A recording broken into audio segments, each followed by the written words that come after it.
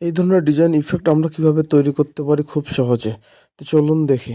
প্রথমে আমরা এই পেন্সিল টুলে চলে যাব। পেন্সিল টুলে গিয়ে একটা লাইন ড্র করব। হ্যাঁ, আমরা ইচ্ছামতো একটা লাইন ড্র করব। আচ্ছা, তারপর আমরা কন্ট্রোল অল্টার চিপে ধরে একটা কপি করব। কন্ট্রোল অল্টার চিপে ধরে একটা কপি করব। কপি করার পর এটার আমরা কালার দেবো, মানে দুইটার দুই রকম কালার দেবো। একটার কালার আছে, আর একটা কালার আমরা আলাদা দেবো। আচ্ছা, একটা দুইটা দুই রকমের কালার দেবো, হ্যাঁ। আচ্ছা, তারপরে এই দুটোকে সিলেক্ট করে এদিকে ব্লেন্ড টুলে যাব। এই ব্লেন্ড টুলে গিয়ে এখানে একটা ক্লিক করব, আর এখানে অল্টার প্লেস করে এখানে একটা ক্লিক করব। তারপর স্মুথে গিয়ে তারপর আমরা এখানে ইচ্ছা মতো কয়েকটা দেব।